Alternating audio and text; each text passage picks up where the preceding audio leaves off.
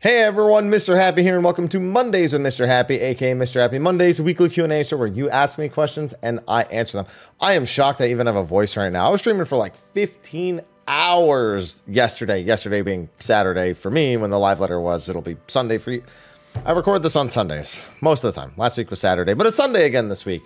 I streamed Throne and Liberty all morning, but enjoying that a decent bit. I still have some other stuff to get to, and October is going to be busy, especially with Mrhappy, which I only finished half of the demo for. It's like a 10-hour demo, it seems like. And then Romancing Saga demo. Yeah, I got a lot to do this week. Yeah, now with the live letter past us, I have a few basic videos, but I'm running on 6 hours of sleep, another stream, and a good gym trip, so I think we'll make it through this video a-okay. Let's get right into it, though, because, yeah, in case you can't tell, I am exhausted from yesterday. And let's do this before I lose my voice. So thanks to the sponsors over on Patreon. We did have a new sponsor pop up over on Patreon. I don't see that too often, but I wanted to make sure I shouted it out. Hellhound, Lord of Chaos, thank you for supporting over on Patreon. Appreciate that. So special shout out to them. And thanks to everyone else who's supporting over on Patreon as well. It's optional. All my content's free. There's no like special unlocks for anything like that, but got to do my proper shout outs. So with that, let's get into the Q&A. Hashtag Mondays with Mrhappy. Hello, Happy. Hi, longtime watcher here, but first question about your opinion. Don't know if it was asked before. All right. What do you think of integrating things from other content more into the overworld to make it more alive? I was thinking about Chocobo Race minigames or the duels from Bozia as hidden instance fates or solo challenges. So there's nothing inherently wrong with this idea, but the problem is incorporating it into older areas, because essentially when they create a zone, they budget all of the space depending on what objectives and what monsters are placed where. So fates, hunts, quests, and they try to make sure there's some sort of balance there. So if they were to do this, they would essentially have to create the zones with the idea this was going to exist in the first place, which obviously kind of defeats the purpose of using kind of like older zones and older assets unless they were willing to go back and make adjustments to them. So I think probably the first time I really thought of almost this exact idea was when we got the Hippo Cart quests for the Allied Society with the what are the elephants called again? Yeah, that one. Yeah.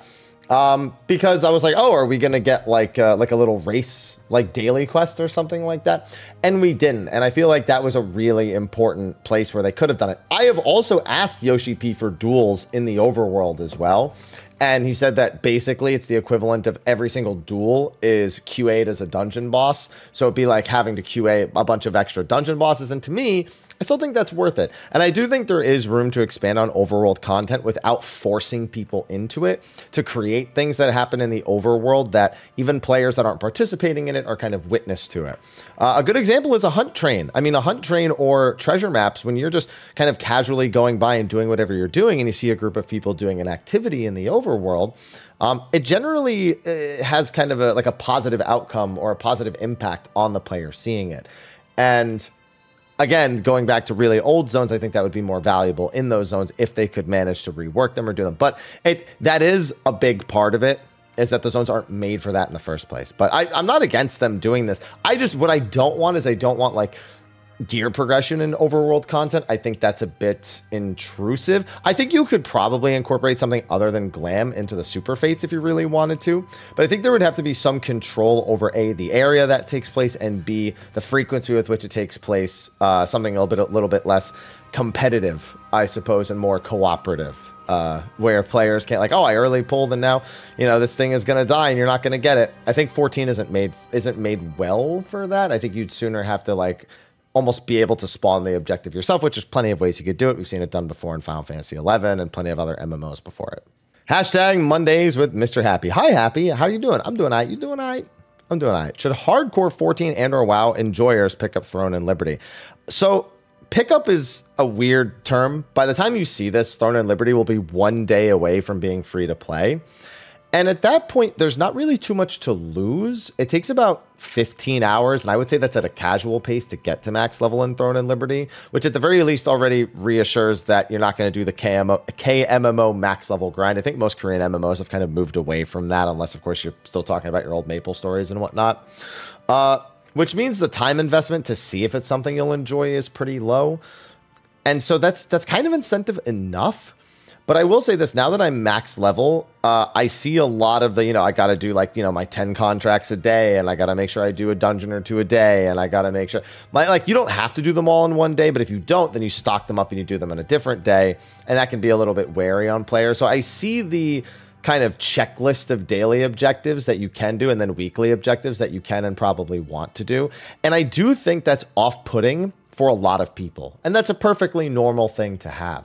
So, but I think if you're looking for something that occupies time like that, which with Lost Ark, there were a lot of people who were really into that, and you enjoy guild cooperative objectives or world PvP, the Throne of Liberty does have a decent bit to offer. It does have the 3v3 arenas as well. And I haven't seen anything too intrusive in regards to the cash shop. Their premium currency also works like Warframe's Platinum, where a player can buy it and then trade it on the market. So even if you don't spend any money, you can still gain access to the currency. And then there's a lot of value in the base currencies that you earn while playing. So right now, I'd say it really depends on how much guild versus guild or world versus world or large-scale open-world PvP stuff you're into, because I do think that's a more important draw in Throne and Liberty than the PvE stuff. But it's also a low-investment game to check out and see if you at least enjoy the gameplay loop. So on October 1st, it should be fine for a lot of people to try it, see if they like it. If they don't, no problem, nothing lost. And if they do, cool, they've got something else that they're interested in. Hashtag Mondays with Mr. Happy. Hey, Haps, how you doing? You doing all right? I'm doing all right. You doing all right? I'm doing all right. Do positionals work the same inside the boss's hitbox? Yes, as long as you are still at the correct angle, you can still perform a positional even if you are all the way into the boss's hitbox. Of course, your perception of the angles might not be entirely accurate when you're closer to the center of the hitbox, but they do work. So don't be afraid to try to go for them even while you're inside the boss hitbox for a mechanic or some sort. Hashtag Mondays with Mr. Happy. Hey, Haps. Hi. Hope this isn't too late. No, actually, this is like the second question that was just put today. Obviously, most people are used to me recording this on Sunday. Back to Sundays, okay? Hope you and Aloha are doing well. He's doing great. He's way back to normal at this point. Still a little bit like he walks around a little bit because of his hyperthyroidism, but his appetite's back. He's sleeping a lot more, so he's in a good way. How do you feel about the content how would you feel about content that involves FCs into the gameplay, similar to how PvP has grand companies? I'm going to say this again. I've been saying this a lot. Frontline should have never used grand companies in the first place. It should have never been 3 teams in the first place. It's awful. It's been one of the biggest pain points for it ever since it was released. Either because you have 3 teams of 24 that need to fill for Frontlines, which means 72 people need to be queuing at any given time to get people into it, which is why they had to funnel everyone into one mode, because all of their modes required massive amounts of people. And not to mention the balance of the map just is terrible. So, I mean, that's not what you're asking, but I thought that was a mistake in the first place. So, and I still want them to go back and make it 2 teams because I think it would be better for queues, better for the mode. You can have PvP events between FCs or maybe a crafting competition with the new craft. I think that's not worth the effort. I think Final Fantasy XIV has, at this point, spent enough time making FCs kind of a joke. Like, everyone just joins like their own group or their own discords, and that's who they hang out with. Like, the FC is almost an irrelevant factor.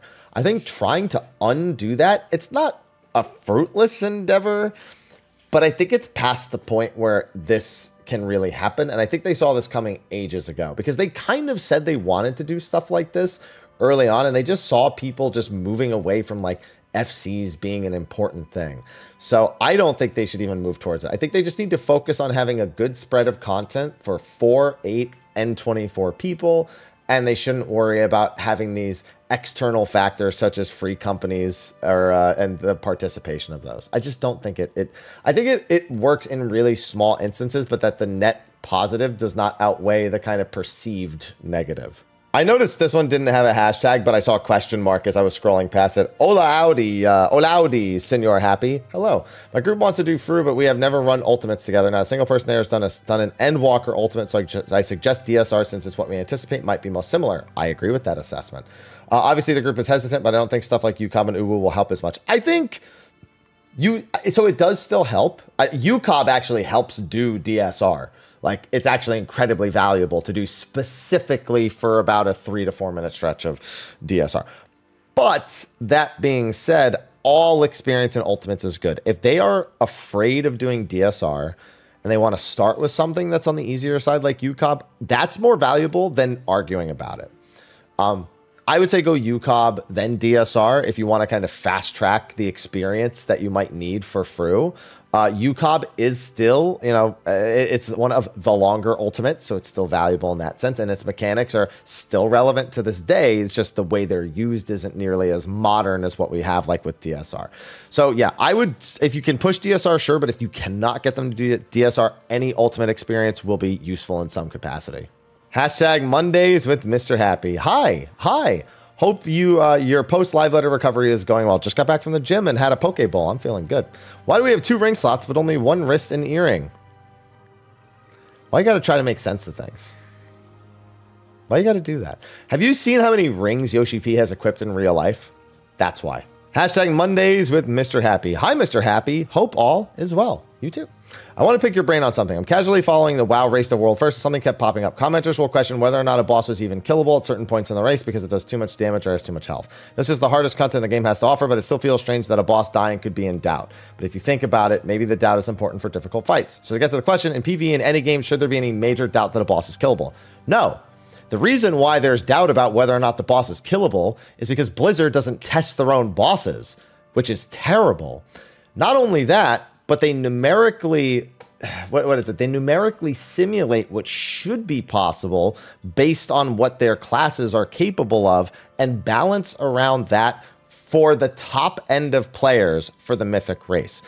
I think that while the race to world first is incredibly entertaining, incredibly competitive between like 2, maybe 3 guilds, Method was pretty close to Echo last I checked.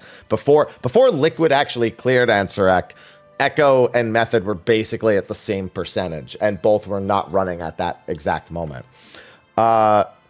It's like, it's so strange to me to make something that you think only 40 to 100 people in the world may beat, and then you're going to nerf it. And then more people will beat it, and then you're going to nerf it again, and then more people will beat it. Sometimes they nerf things mid-fight and completely ruin entire races. We've watched them nerf ad phases by 50%. We've watched them screw up balancing and even way simpler content in World of Warcraft, like Sunken Temple in Season of Discovery. That was a notoriously terribly balanced thing, and it's just indicative of a team that wants to make something they don't even fully understand themselves.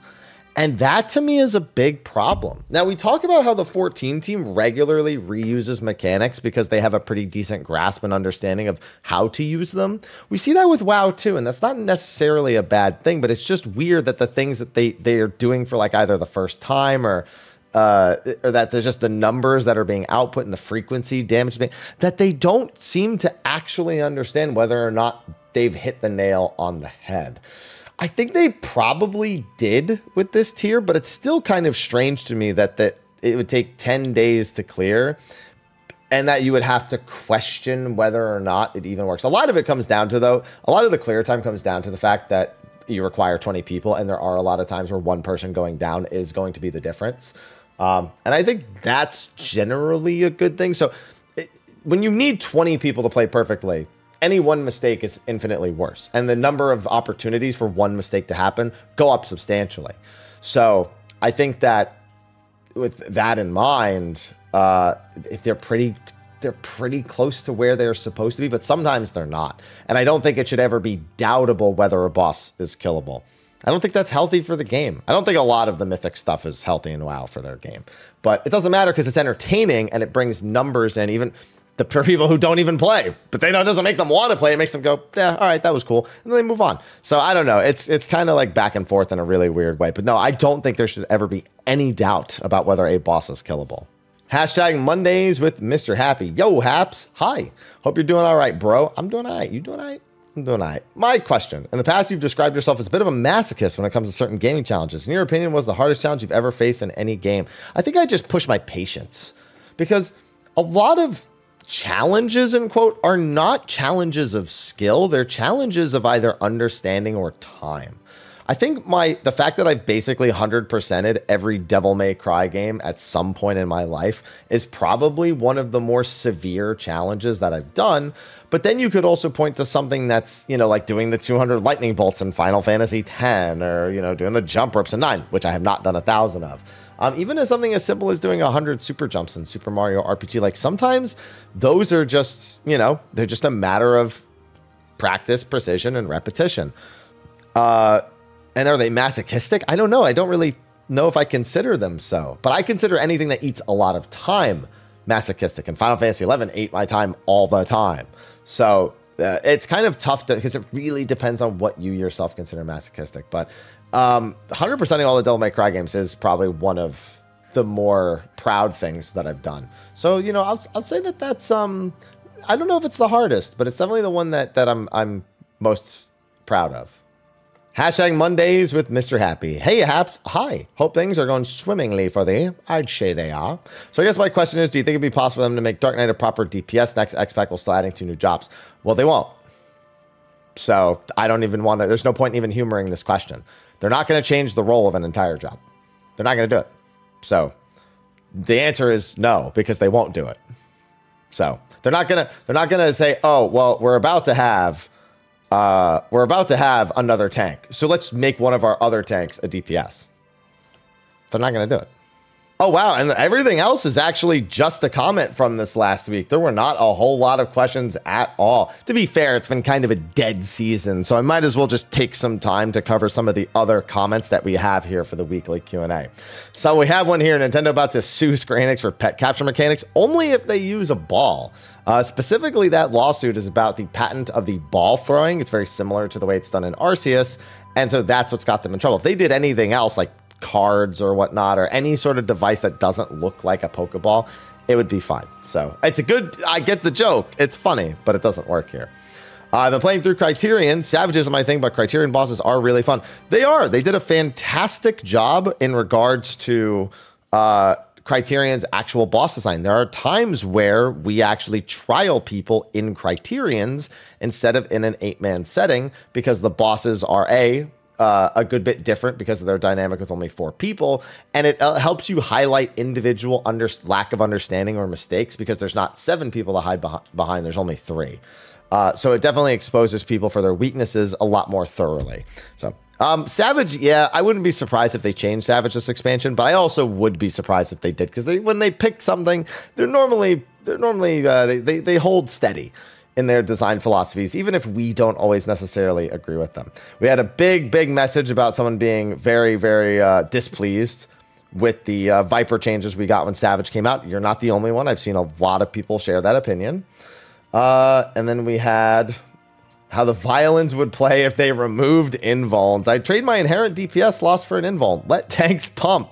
Yeah, I think the game would be better with no tank invulns. You're never going to change my mind on that. I just think, okay, let me rephrase this.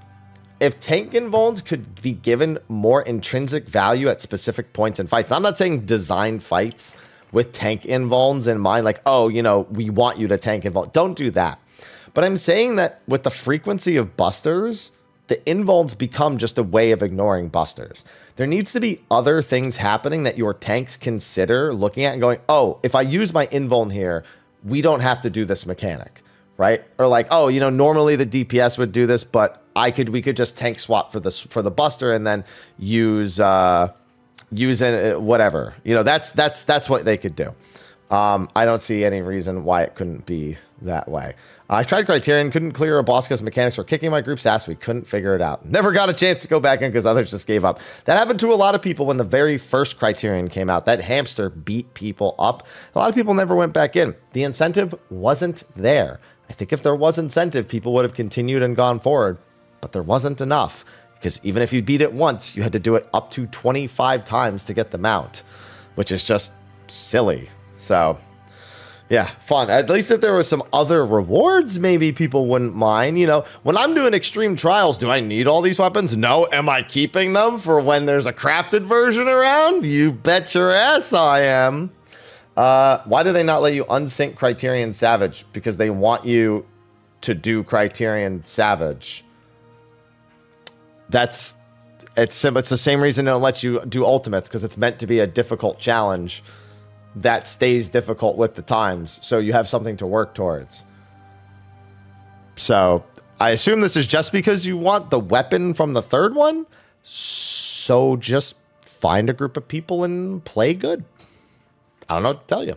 I still think that they should change the Savage and make it like A, harder, and B, include the secret boss from Variant. I think it's a huge waste that the secret boss is not part of any of the Criterion Savages, but that's just me. But yeah, that's a really short weekly Q&A. I don't mind. Like I said, I'm tired today. I am going to, actually, I'll probably get to work on some other videos. We've got a bunch of stuff from the live letter that I want to talk about and expand upon. We'll have State of the Realm early this week. It'll actually be on YouTube on Tuesday.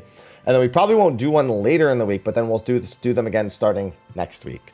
That's what the plan is looking like anyway.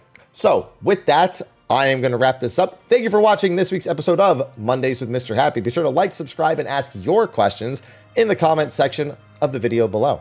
And with that, I will see all of you in the next one. Until then, take care.